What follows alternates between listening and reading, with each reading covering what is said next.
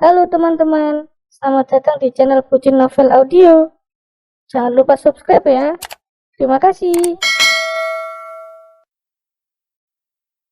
Episode 55.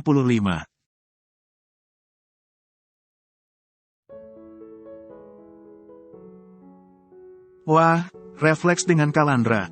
Lain dengan Arum yang langsung tidak bisa berkata, kata saking bahagianya.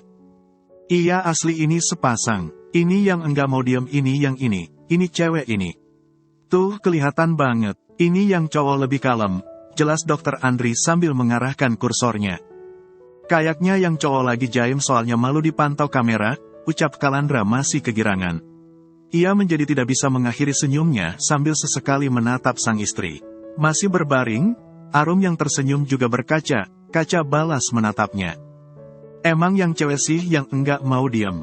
Tuh lihat, tomboy apa bar ini, ucap Dokter Andri terkekeh geli.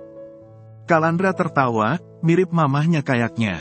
Dokter Andri ikut tertawa. Bahagia rasanya jika pasien apalagi orang terdekatnya, berbahagia dan itu atas bantuannya mengontrol kesehatan maupun sekadar keadaan layaknya sekarang.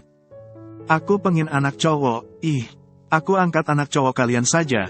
Ya, mohon Dokter Andri, ini kalian hoki banget loh, langsung dikasih sepasang gini. Kalandra menertawakan Dokter Andri, ngapain angkat anak? Nanti kalau nikah lagi juga bakalan punya. Mendapat saran pernikahan dari sang sahabat, Dokter Andri langsung menunduk lemas. Yang semangat, dijalani dulu karena aku juga pernah ada di titik nadir seperti kamu. Sabar dan ikhtiar saja, ucap Kalandra sambil menepuk punggung Dokter Andri. Walau membuatnya menunggu, pria itu berangsur menoleh sekaligus menatapnya.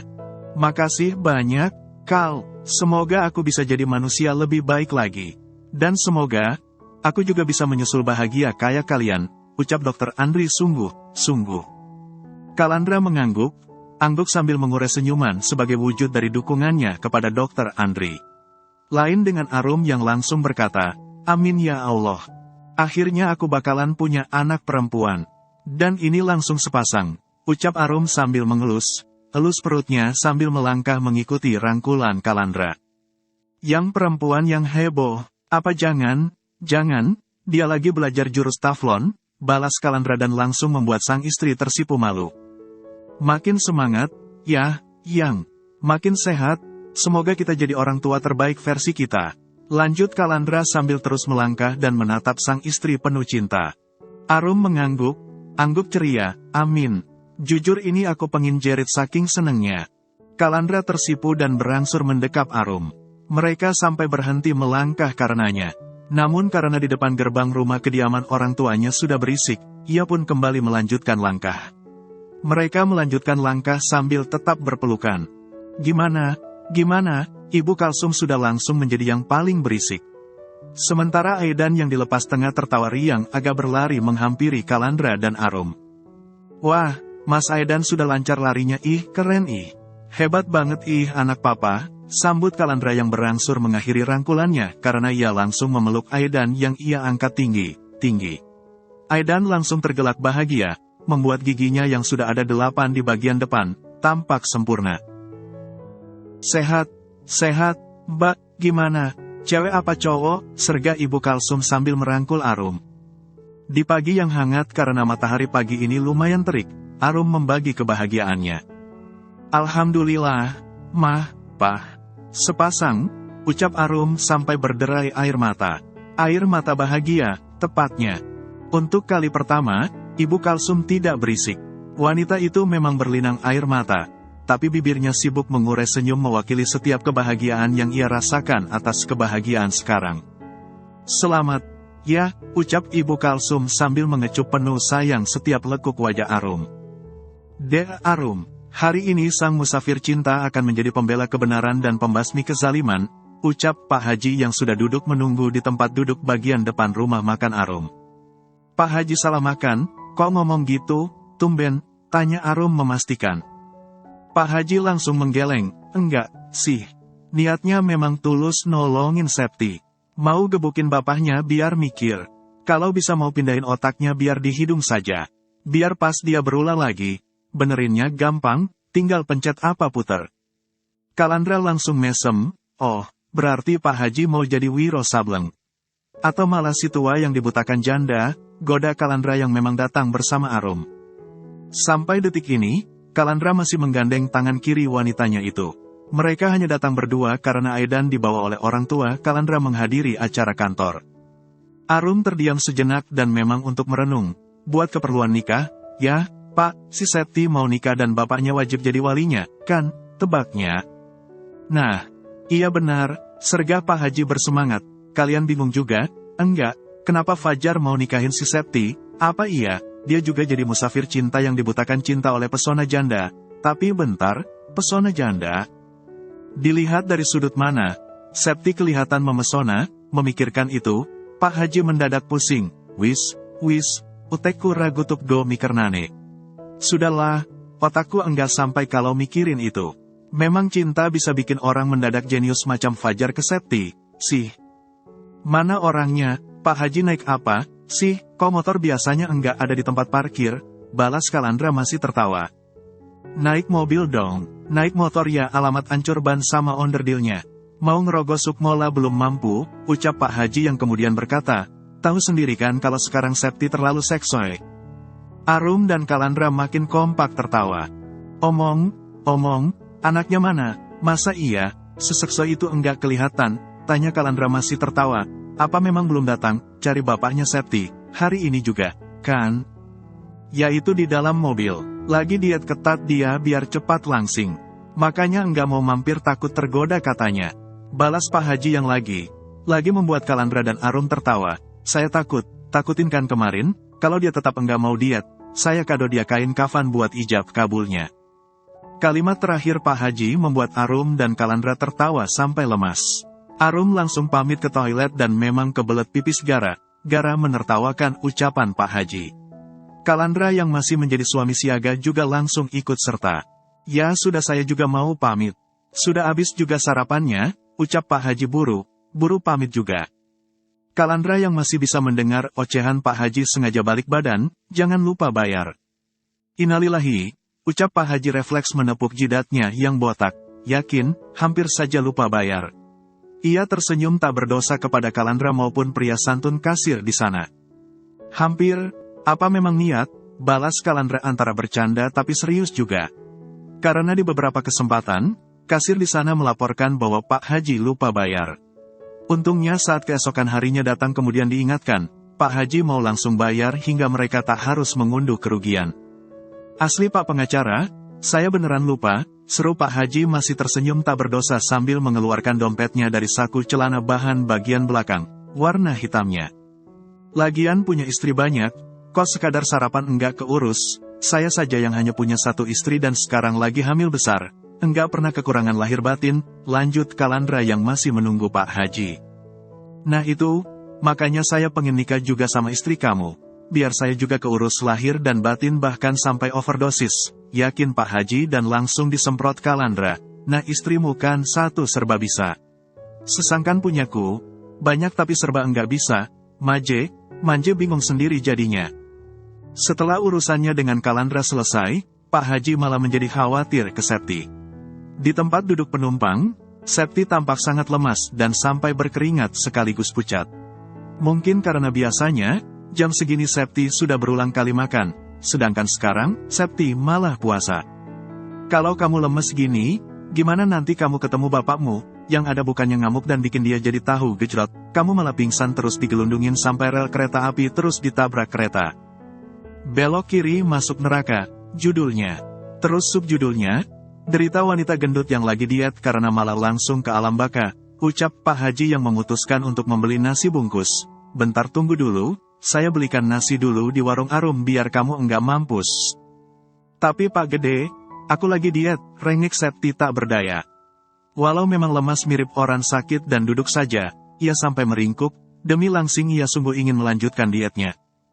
Diet apaan? Ah kamu payah, apa serba enggak bisa. Lebih payah dari istriku, padahal kamu masih sangat muda. Setelah mengoceh demikian, Pak Haji sengaja pergi dan kembali masuk ke rumah makan Arum. Sekitar 15 menit kemudian, Pak Haji kembali. Tak hanya nasi bungkus dan 1 botol air mineral yang pria itu bawa. Karena Pak Haji juga sampai membawa minuman berstamina kemasan botol. Nanti kalau sudah sarapan, tinggal minum itu. Biar kekuatanmu kayak banteng rasa badak, dan pas nyeruduk bapakmu, tuh orang langsung oh. Jangan malah kamu yang oh, malu sama badan kamu yang segede dosamu, ucap Pak Haji yang sudah duduk di sebelah sopir. Sang sopir yang menyimak, refleks tertawa.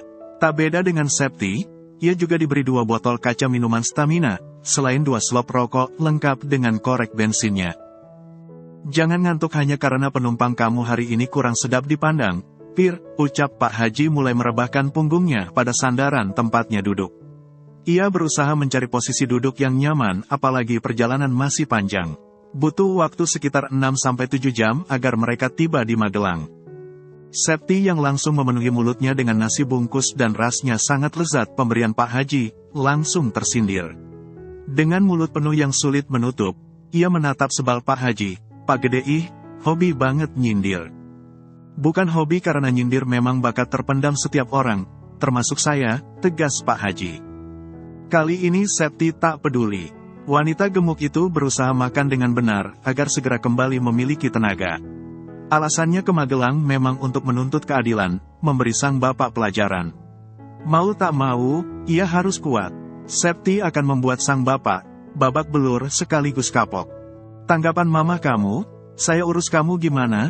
Tanya Pak Haji sambil menikmati 1 batang rokoknya. Ia menatap Septi dari kaca spion di atasnya.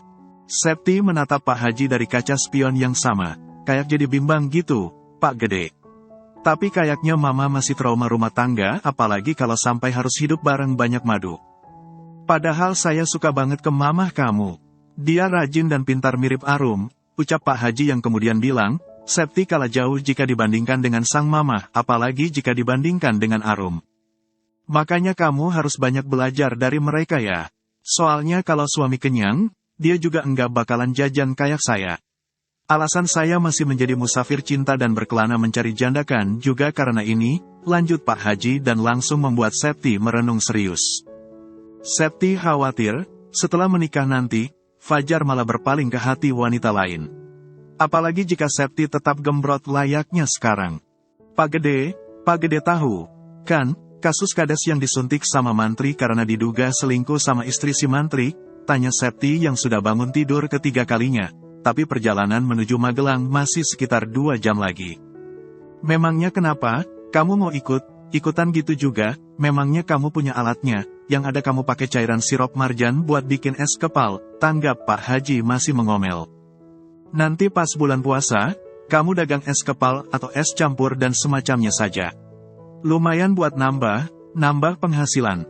Puasa nanti harusnya kamu sudah nikah lagi, kan? Lanjut Pak Haji.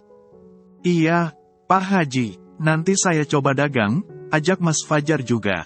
Septi menunduk dalam. Sep, gini, seandainya nantinya Fajar enggak setia, gimana? Pak Haji tak hanya menatap Septi melalui kaca spion di atasnya karena ia juga sampai balik badan menatap wanita muda di belakangnya dengan saksama.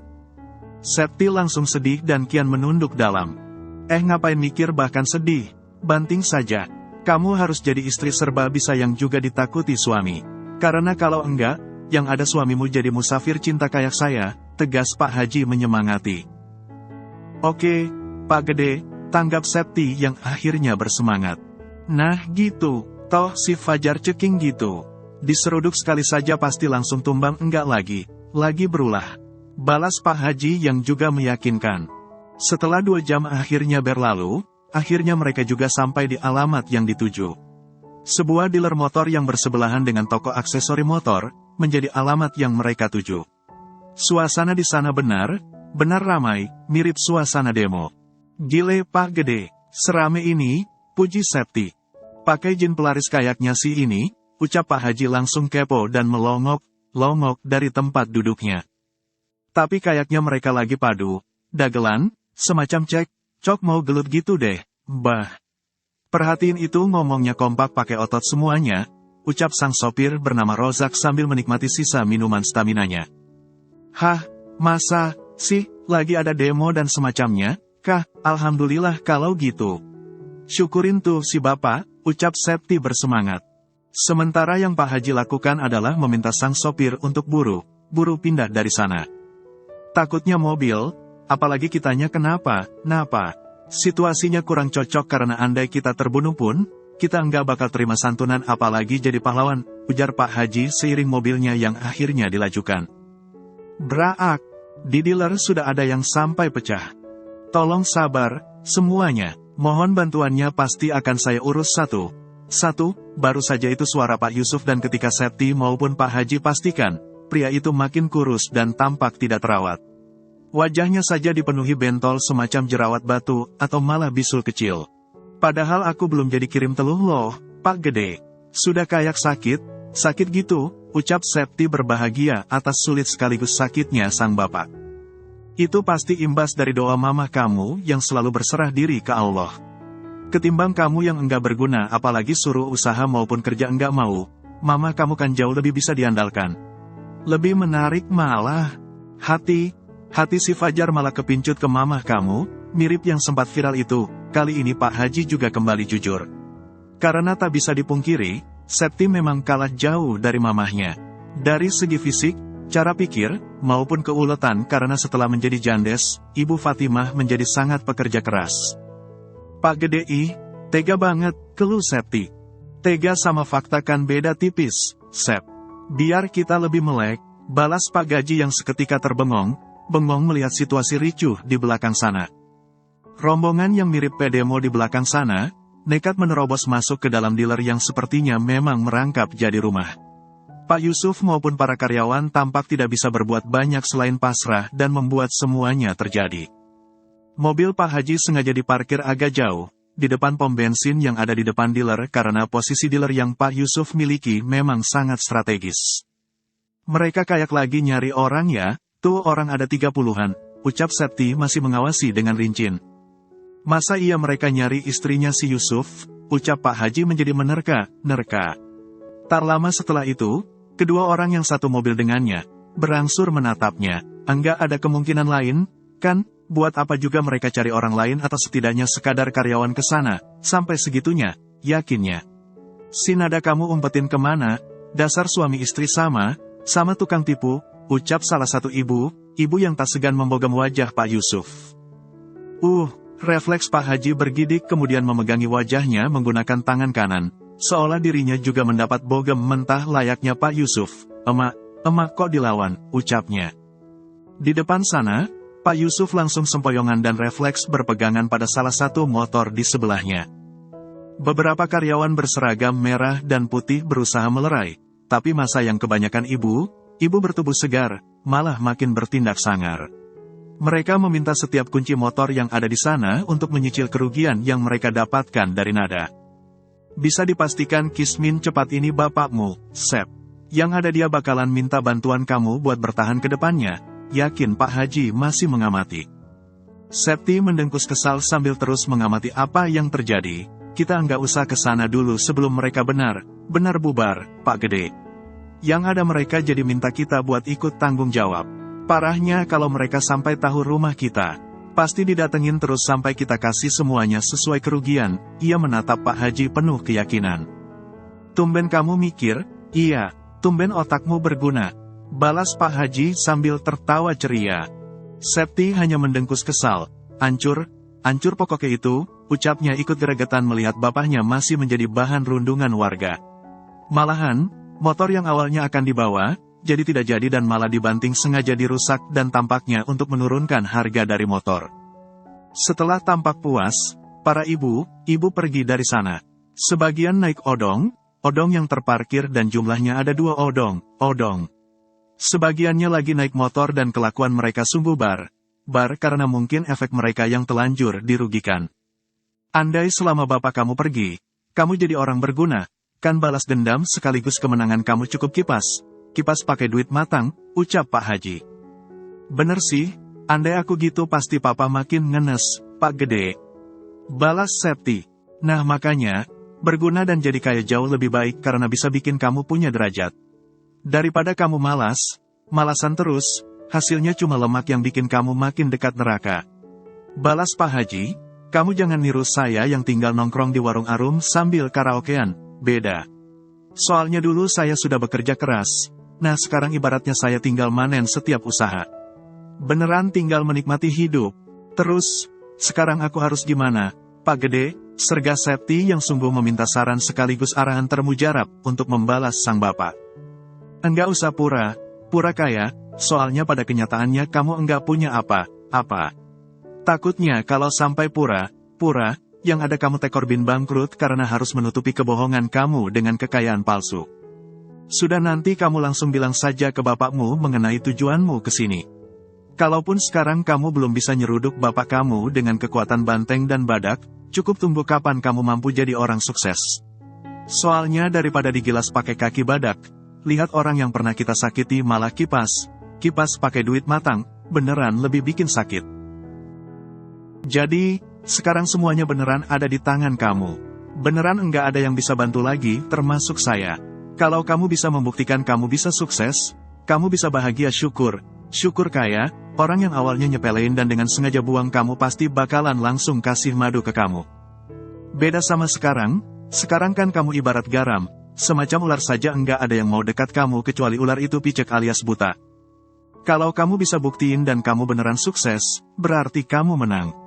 Namun kalau kamu kalah oleh kemalasan dan juga kegoblokan kamu, ya wassalam. Kamu bakalan terus jadi garam dan hanya didekati oleh ular picek tadi. Kamu pasti bisa apalagi kamu sampai jadi sarjana. Kamu jangan salah dari Arum, dia cuma tamat SMP, mantan TKW sama Art bisa sesukses itu karena dia ada kemauan dan enggak takut capek. Intinya, walau hanya modal nekat, asal kamu sungguh, ulet dan enggak takut capek apalagi sakit, maju saja. Jangan lupa, kalau kamu sibuk gerak urus ini itu, kamu pasti enggak sebengkak ini. Rozak yang ikut menyimak siraman rohani dadakan dari Pak Haji, sampai kagum pada pria botak berambut cepak dan semuanya sudah kompak menjadi uban itu. Asal enggak dihadapkan pada janda bohai, otak Pak Haji memang seimbang, batinnya. Ya sudah Pak Gede, tapi kalau aku emosi karena aku yakin, papaku enggak mau urus pernikahanku, aku boleh ngamuk, kan? Balas Septi menurut dan kali ini sungguh. Wajib bin harus. Apalagi lihat tubuhnya sudah sekurus itu, remukin saja kalau dia enggak mau. Nanti saya ikut bantu. Balas Pak Haji. Bantu gimana, Pak Gede? Tanya Septi yang masih berucap lirih dan memang penasaran. Ya bantu doa dalam hati. Balas Pak Haji meyakinkan. Lantaran Septi langsung mendengkus dan tampak ngambek kepadanya, ia pun menjelaskan, yang benar saja, Sep. Tahun ini saya genap 70 tahun. Saya masih ingin panjang umur karena masih mau jadi musafir pengejar cinta janda. Saya berharap beneran bisa nikah sama janda kayak Arum. Septi berangsur berdeham, ya sudah. Berhubung Pak Gede sudah baik banget ke aku bakalan bantu doa baik juga buat Pak Gede. Semoga Pak Gede panjang umur, dilancarkan rezeki karena aku yakin kalau sampai iya, pasti bakalan berdampak baik juga ke aku. Terus, semoga Pak Gede juga bisa dapat janda bohai seperti Mbak Arum. Tapi setahu aku, Mbak Arum juga punya adik perempuan dan statusnya juga janda loh, Ok Gede. Mendengar itu, Pak Haji langsung semangat 2023. Sumpah itu, Sep, si Arum punya adik yang sampai sudah janda. Sumpah Pak Gede, kata Mama. Dia juga suka ambil nugget di kontrakan si Angga. Dia kan jualan gitu, balas Septi yakin. Ah kamu, Sep, kenapa baru bilang sekarang? Padahal kan harusnya, enggak dapat kakaknya, dapat mamahnya saja Pak Gede. Mamahnya Mbak Arum kan masih ada. Lebih matang dan pikirannya pasti lebih dewasa. Ya beda lagi, itu pasti sudah enggak enak. Obrolan antara Pak Haji dengan Septi, sukses membuat Rozak terbahak-bahak. Bersambung dulu ya teman-teman.